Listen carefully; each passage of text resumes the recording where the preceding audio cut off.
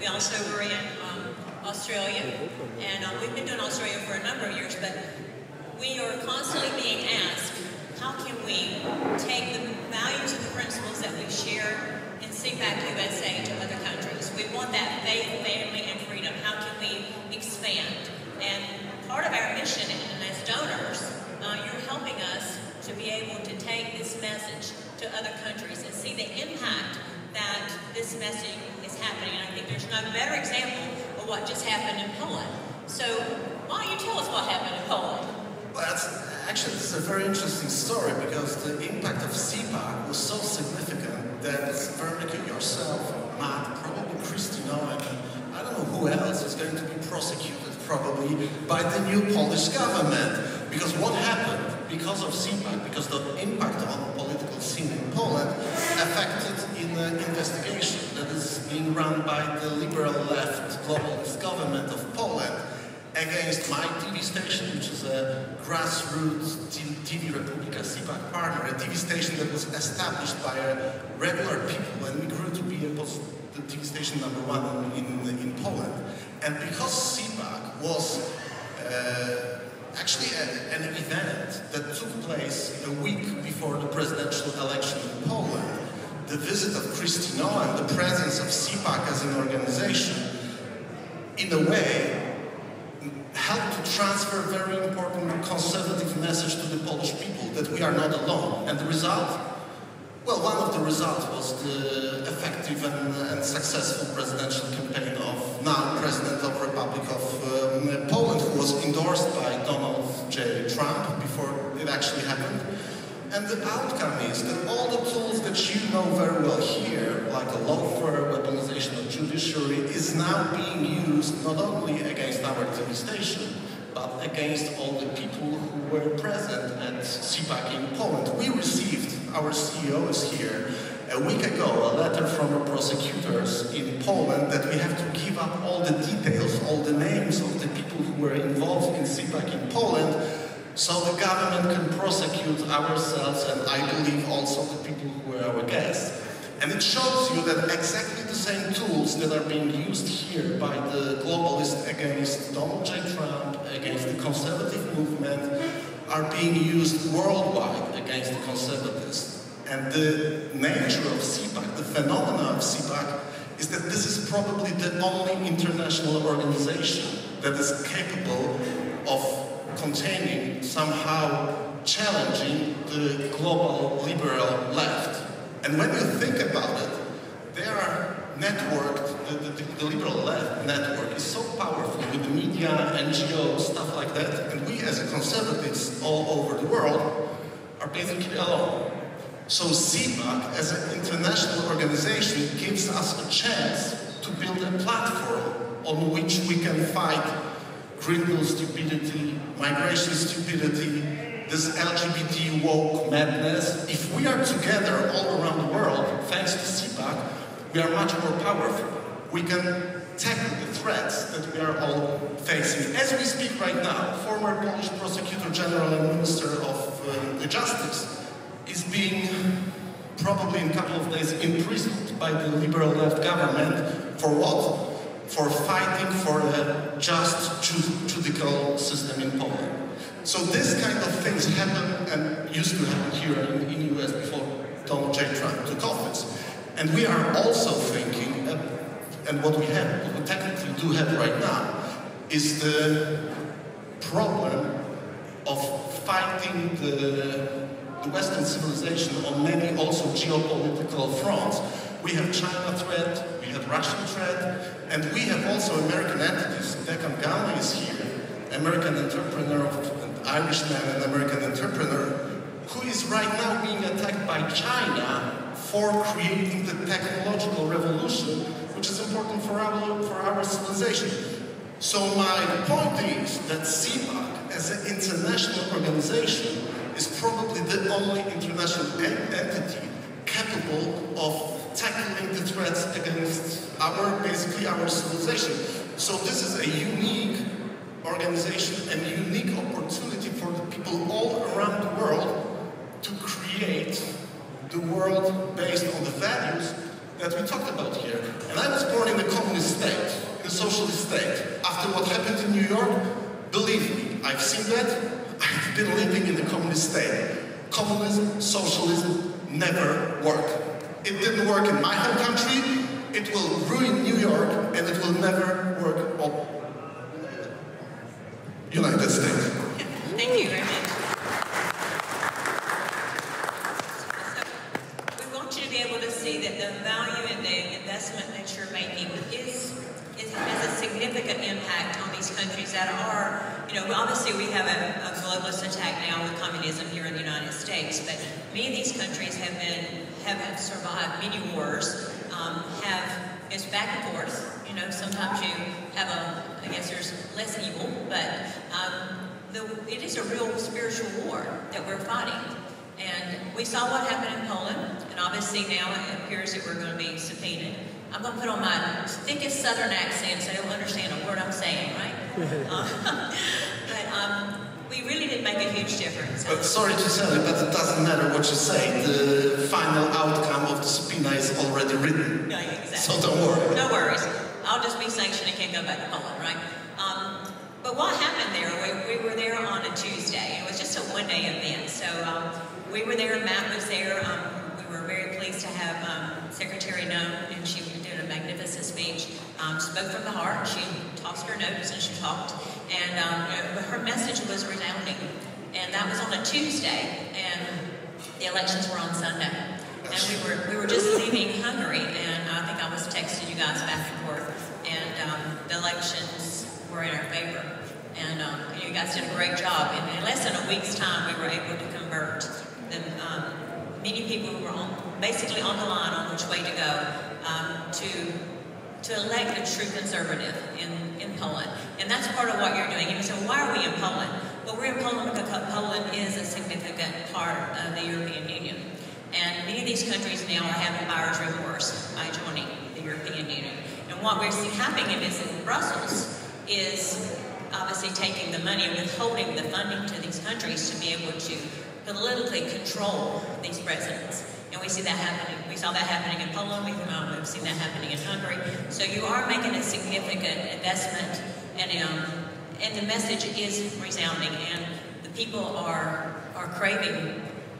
Communism is a bad thing. I mean, I really just cannot believe that in New York, of all places, that we now have and it's not. So we got to quit using the word socialist. We have to use the word communist because that's what it is. Socialism is just a nice word for communism. That's absolutely true.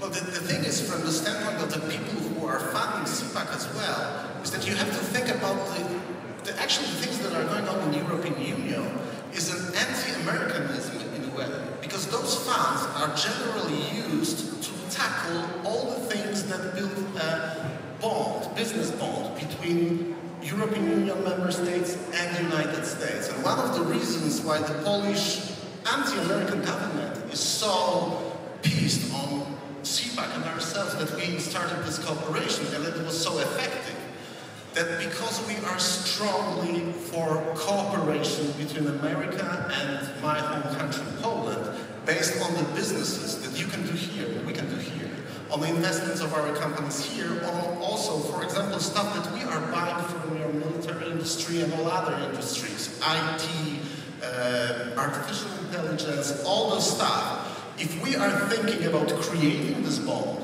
it also means good business for both sides. And it also means that we are keeping China away, that we are keeping Russia away, and that we are building a bond based on common values. And this is the reason why globalists hate so much, not only CPAC, but also my TV station, Telewizja Republika.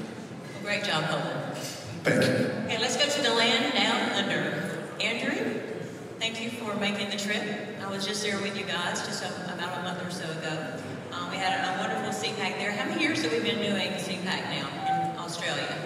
So we founded CPAC Australia in 2019, just before COVID, and COVID did a lot of things to a lot of countries, but it changed Australia terribly, in my opinion. Some of you will be aware of the woke virus that accompanied the COVID virus that swept through Australia, and we're still recovering from that. you know, I think a lot of Australians suddenly got the impression that you could get free stuff and there'd be no consequences. And we all know that there are always consequences that accompany free stuff, and that's starting to hit now. And you know, the Conservatives were very weak through the COVID period in Australia, as they were in lots of places around the world, including some states here, I guess. But I think what's happening now in Australia, there's a period of creative destruction going on, and that the Conservatives, there's three main Conservative parties in Australia. And I'll just give a quick shout out to one of the leaders of one of the Conservative parties is Pauline Hanson. Pauline, do you mind just standing up? So Pauline leads an emerging Conservative party called One Nation. And One Nation has listened to what the Australian population has been saying for many years now. Mass migration is no good. Migration is fine. Mass migration is no good, and particularly from certain cultures that don't share the values that you spoke about, Michael, and which those of us in the West subscribe to. And also, some of the Conservative parties are still signed up to the net zero nonsense. Now, One Nation have emerged and are now growing strongly, putting pressure on the two other Conservative parties, one of which has just broken away from net zero, and the other one should do so soon. And if they don't, then One Nation will, you know, eat their lunch, as we say back home in Australia. So I think there's this process of creative destruction going on. And the parties that existed for the last 60, 70 years won't not necessarily exist again going forward. And new proper Conservative parties will come in to replace, perhaps like what's happening in the UK with Nigel Farage's reform, and perhaps what's happening in Poland and some of the other countries around the world. You know, there's a new Conservative movement that's emerging, and I think we've got a lot to thank your President, Donald J. Trump. He has given us permission in some of these countries that have been terribly woke for us to speak up and say enough is enough. And so Pauline has come along here to join us here at Mar-a-Lago to see how you guys do it. Sitting beside Pauline actually is Australia's most successful businesswoman, Gina Rinehart. Gina is a true friend to CPAC. Thank you so much for all you do for CPAC, Gina. Yeah, and I'll just do one more shout out to another Australian. The oldest think tank in the world, the free market think tank in the world, comes out of Australia. One of the youngest countries, right, but the oldest free market think tank is Institute of Public Affairs, and the head of Institute of Public Affairs, Scott Hargrave, is in the room here somewhere. Down there. So hello to Scott as well, if you see him around. But what this shows us is that we're saying enough is enough down under. We're an innately conservative country. We're a pioneering, spirited country, and we're going to get back. And people, the think tanks, the entrepreneurs, the politicians, and CPAC, we're bringing them all together because we're going to take the country back. I'm not sure if you remember, but just a few weeks after CPAC, your Prime Minister was meeting with President Trump, and there was a massive trade deal that was negotiated on the minerals. So, obviously, Gina's really into... Well, Mrs. I'm not privy to all Mrs. Rinehart's interests. She has interests all over the world, but certainly she has extensive mining interests back home in Australia, and I know she's a big fan of the President, and her interests will protect America from being beholden to China, which is why that deal went ahead. Are you guys okay taking some questions from our investors here? Absolutely. Okay, we have any questions for Poland or for Australia? Oh, before we go, first of all, thank you, Michael and Andrew and Veronica. Veronica's been with us on our journey for so long, but I just want to add that literally Poland was revolutionary what you all were able to accomplish in partnering with Republika. Andrew, we're never going to give up on Australia because you guys are such big fighters. Thank you. Yes, but we also have a couple of our other partners with us. We just held CPAC Paraguay, and if you haven't had a chance to meet Raul Latorre, please do. He is the Speaker of the House in Paraguay, and it is an incredible country because it is a huge ally of the United States, very pro-freedom and a conservative Conservative government. Raul, please share your experience, not only with CPAC, but what you're seeing across the globe. I'm from Ireland, and I led the campaign against the European Union's Lisbon Treaty back in 2009 when Ireland voted no to the Lisbon Treaty, sank it, and then a year later was forced to have another vote to vote yes. So this is democracy EU style. If you get the vote wrong, they make you vote again. Having watched the last 20 years, the capture of the European Union and Brussels by the progressive left agenda and the way that it has teamed up with the NGO-ocracy, the global NGO-ocracy, to bring in legislation, ideology and concepts that are alien to Europe, but they're coming through, for example, what's going on in Brazil this week. So that will come in through Brussels, and that will be imposed all the way into literally my village in the west of Ireland. So right now we're going to get a 1,000-acre Chinese solar plant put into our village, and wind turbines which are destroying our rural communities in Ireland. So this is a very real impact. And here's the issue. We keep losing. And the reason we are losing in Europe is that we are fighting these things in like individual firefights, country by country, with no entity that is producing the policy or the capabilities to be able to crush these initiatives. We should have the spotlight right now in Brazil on what's going on, because that's going to have real results. And that's how they do it, through these supranational organizations. And the ability and the importance of CPAC targeting these, and I'd like comment from both of the speakers here, how effective can it be? And in a European context, can we come up with a policy producing, think tank is the best word I can come up with, but it's not the perfect word, but something that can produce the policies, the legislations, the anthropology, everything that informs all of that, so that we can feed this into European country by country to crush these initiatives with well thought out, something like a Project 2025, where it can be taken and implemented by conservatives in Europe to crush this supranational agenda. I guess it's a statement and a question rolled into one, but I'd like to get the responses from the panel on that. Well, since the question is about the European Union, even if we, as a conservatives all over the world, agree on stupidity of net zero, problems that are caused by mass migration, even if we agree that woke LGBTQ whatever ideology brings us to the doorsteps of hell, basically, even if we agree on all of that, and we do not have a tool to transform our thoughts to regular people, we are basically in a position in which we are unable to fight the perfectly organized mechanism that Declan just described. So my answer to this question is simple. We need not only CPAC as an international organization that is combining people who are thinking alike all around the world, but we also do need, and I'm a media man, I'm a TV guy. We created a TV station out of nowhere, only from the money of the regular people of my home country. Now, as we speak, my station is the #1 station on a 40 million Polish market, with zero money from government, zero money from the corporate world, and being attacked by the government.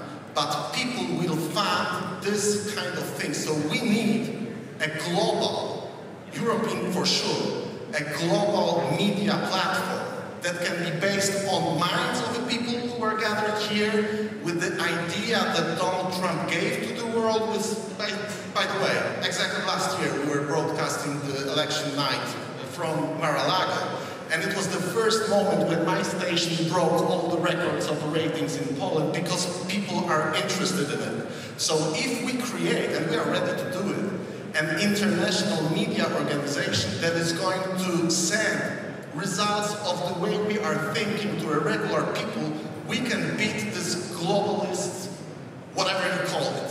But we need a tool, and I'm sure that Right TV or whatever we call it, with the participation of people who are thinking like, and maybe with the CPAC as an organization, we can build a big thing and we can make difference not only in several states. We can tackle those threats together, I'm sure, but we need media. We need media that can transform our way of thinking to regular people. This is my idea.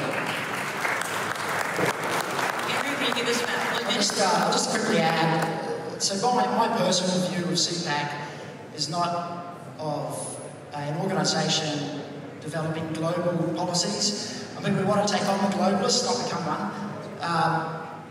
But I think, to me, the value of CPAC is bringing people together, sharing ideas, meeting people that are solve challenges elsewhere or are looking to collaborate.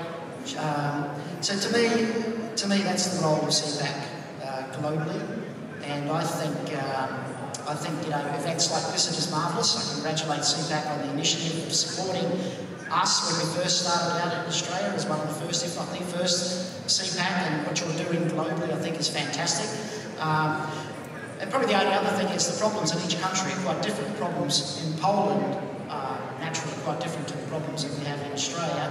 Many are similar, but some are different, so we need to coordinate internationally, but fight the battles on the ground domestically, and I hope you can do that in Ireland as well. Thank you. The smallest common denominator of those things are exactly the things that Declan mentioned. We got the same problem with migration, with net zero, we got the same problem with the LGBTQ woke and stuff like that. So there are at least a couple of issues that we share, and viewpoint that we share. So we can build on that, I'm sure. Absolutely. We have to defeat communism. Thank you, everyone.